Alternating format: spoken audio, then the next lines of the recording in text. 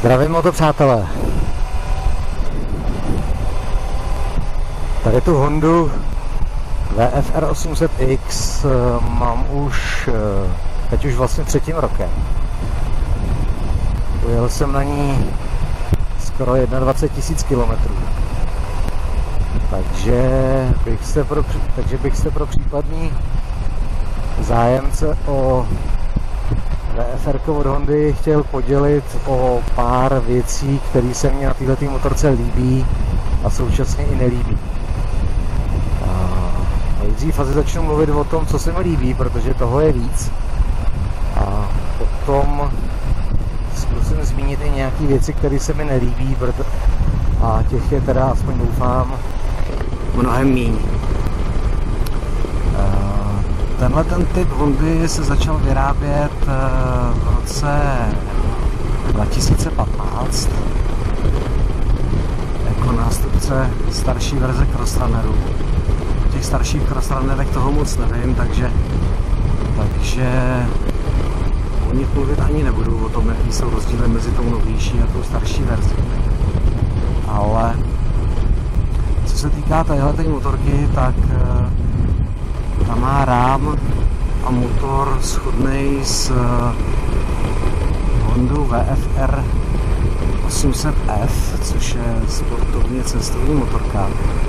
A tady tím Crosstrunnerem kluci japonský chtěli udělat něco, co se tváří trošičku víc jako cestovní enduro. Což alespoň podle mýho názoru se jim docela podařilo.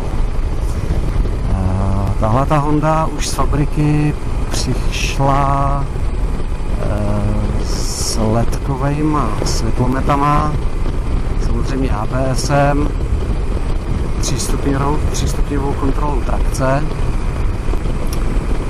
má z fabriky vyhřívaný gripy a já, protože jsem to kupoval jako předváděčku, tak jsem měl k tomu namontovaný už i zadní plato na kufr a horní kufr 45 litrový a boční kufry a hlavní stojan. To tam standardně z fabriky není. Co se mi na této motorce strašně líbilo už od jak živá a právě z toho důvodu jsem si na ní pokoušel přišetřit nějaký peníze, byl její design. A současně i to, že se jedná o cestovní motorku, kde člověk sedí poměrně vzpřímeně. Ta motorka má hodně široký řídítka.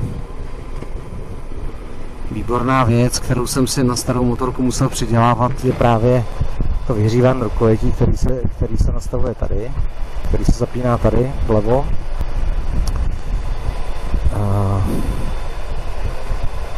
Ten inverzní displej, který ukazuje kromě rychlosti, otáček a zařazeného kvaltu, tak ukazuje ještě nějaké věci jako spotřeby, denní a celkový počítadla, venkovní teplotu, čas a možná ještě něco. Ten je taky, aspoň podle mého názoru, docela povedený. Je dobře vidět, jak v ostrém sluníčku, tak i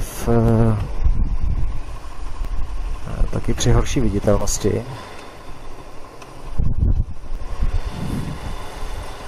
Co se mi na této Hondě líbí strašně moc, protože já mám rád pohodlnou jízdu, je její poměrně měkký odpružení, který je stavitelný, jak vepředu, tak i vzadu. Vzadu poměrně jednoduše, to vám potom ještě ukážu. Nádrž má 20 litrovou asi. No, jsem na ní schopný dojet zhruba kolem 400 km. Neskoušel jsem to úplně na výpary, ale plus minus kolem 400 km. Což si myslím, že není špatný. Jo, ještě to taky ukazuje, koukám, teplotu motoru a samozřejmě stav nádrže. A stav trakce, jestli mám zapnutou, nebo jakou úroveň trakce mám. Tyhle ty Hondy neměly v základu 12V zásuvky, takže ty jsem si tam musel dodělat, jednu do kufru a jednu tady dopředu. Tu dopředu teda jsem už asi rok nevyužil od té doby, co jsem si udělal díru do kufru a vyvedl jsem si 12V do kufru.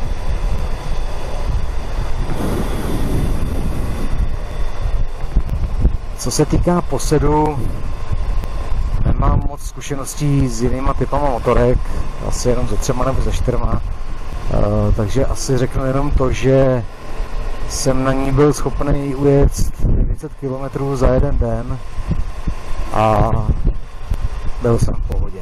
Záda mě nebolely, zadek taky ne. Člověk musel samozřejmě zastavovat poměrně často na tankování a na protažení, ale ta jízda byla velmi pohodlná, 900 km, což je, si myslím, docela extrém. Byla úplně v pohodě.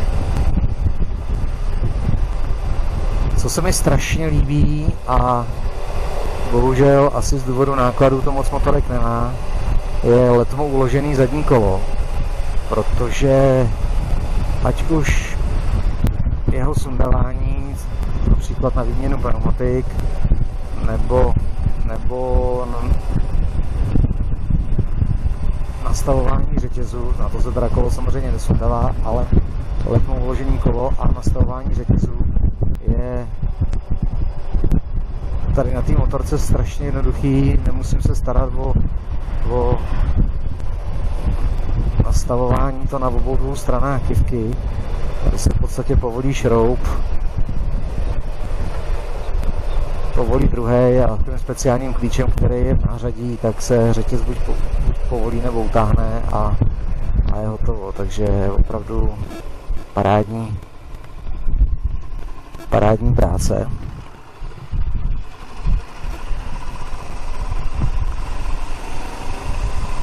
Další věc, která se mi strašně líbí, kromě toho ledkového osvětlení, je to, že kluci japonský nechali svítit přední blinkry jako poziční světla. Takže ta motorka zepředu vypadá opravdu pěkně. Já pak někde zastavím a ukážu vám to, kdo jste to nikdy neviděl, kdo jste to neviděl nebo nevšiml jste si, když jste nějakého prostranéra potkal. Když je fakt, že ono jich moc nejezdí.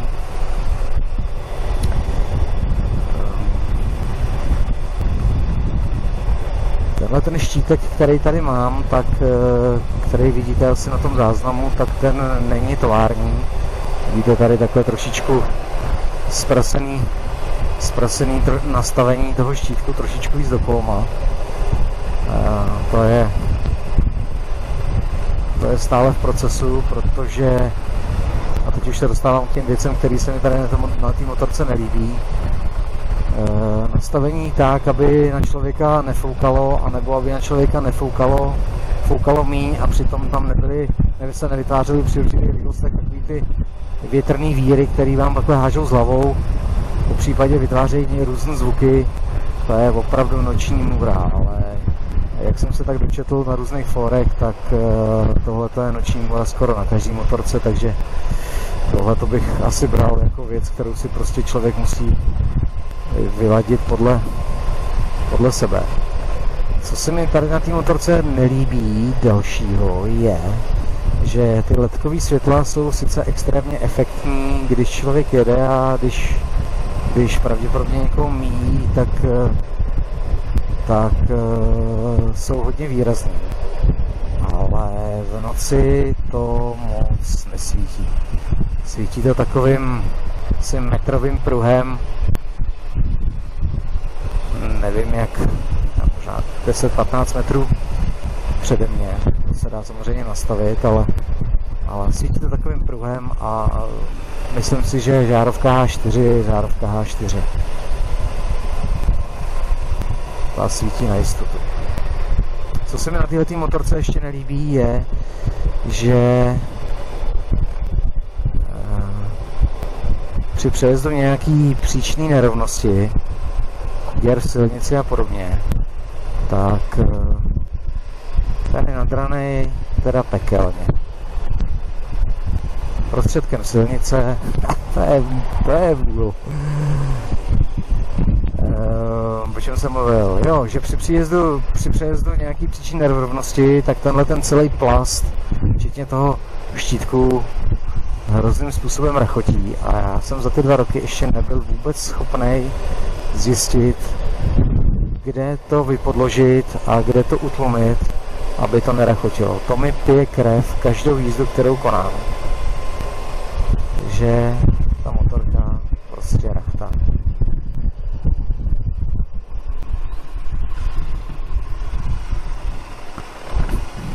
Možná jste to slyšeli teď.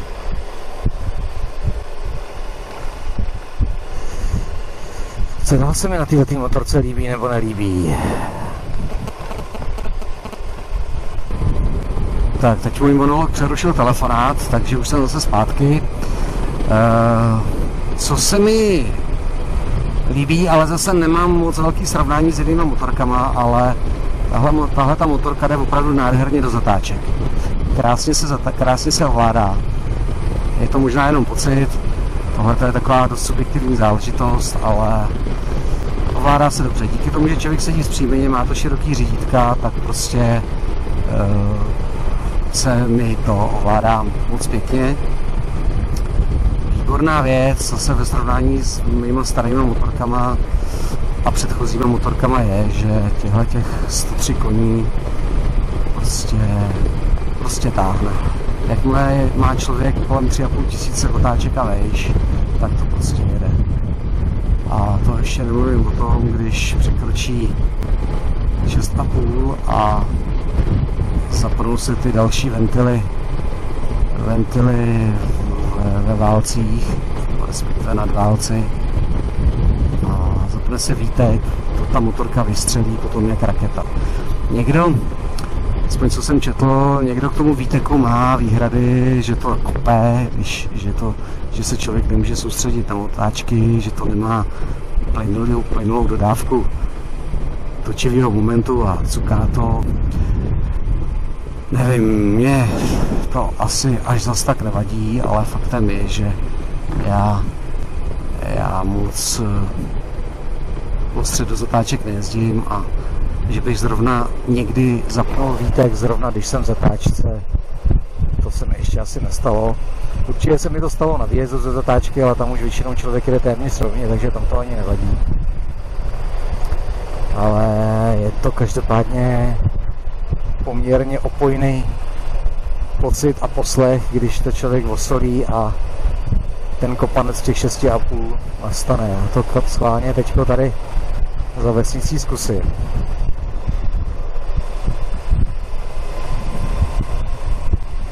Nevím, jestli to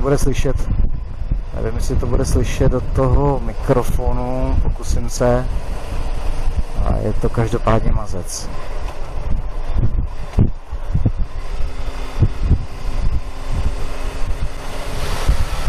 Zkusím zvednout helmu.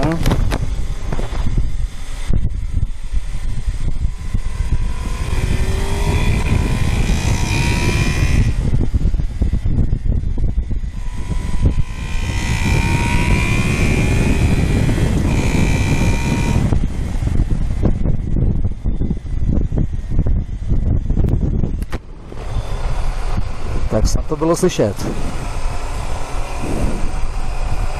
Když se přidávají otáčky plynulé, přidává plyn plynulé, což je samozřejmě ten správný postup, tak ten výtek není ani cítit. Ale když za to člověk vezme skokově, tak ty ventily otevřou taky nějak skokově, že ta motorka opravdu trošku drbne. Ale je to parádní zvuk. Já zkusím někde zastavit a zkusím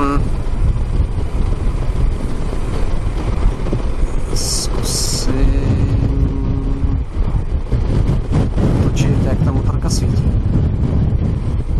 a jak to vypadá ze všech stran. Tady otočím, vrátím se tam, že tam byl takový jeden pěkný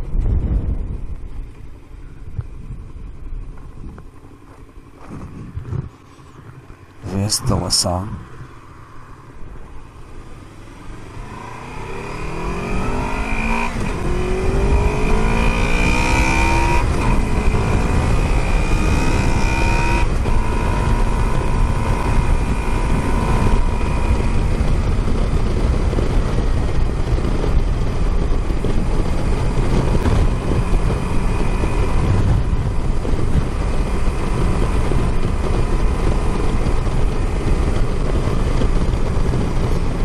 Jak ji teď nakládám, tak ji nakládám jenom velmi zřídka. Já jsem přece jenom takový ten kochací typ jezdce. Ale když je potřeba, tak to prostě jede. A rozhodně mě nehodí žádnej chytrlín v TDIčku.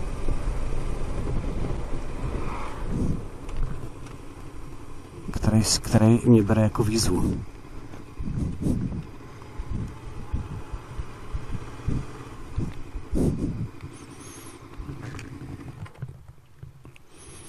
Tak.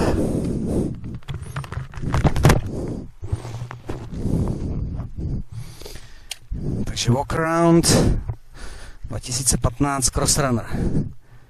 Takhle ta motorka svítí. Je to prostě moc pěkný, ty pozičky. To se mi na tom opravdu hrozně líbí. Noční můra tyhletý motorky.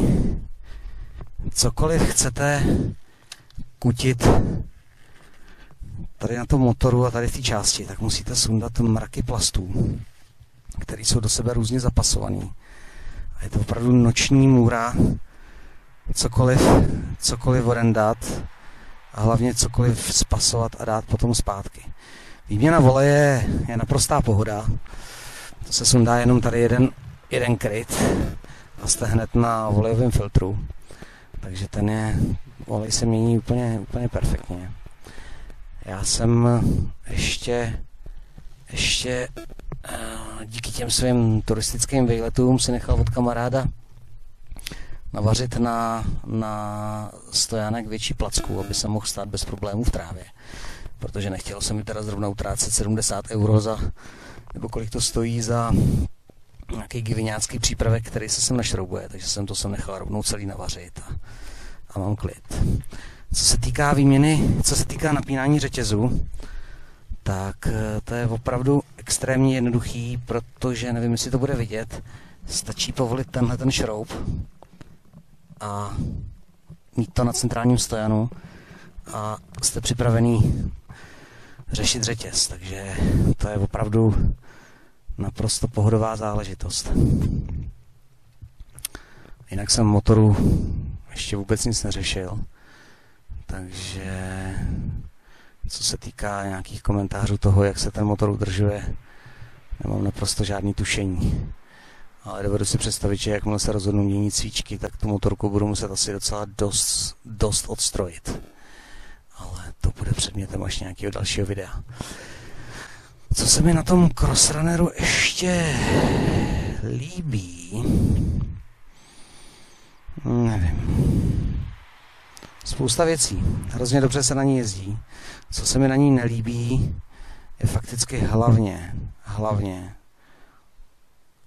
to klepání tady ty přední palubní desky, protože to se celý chvěje, když člověk jede přes hrboly a vytváří to ve spojení tady s těma různými plastama hrozný zvuky.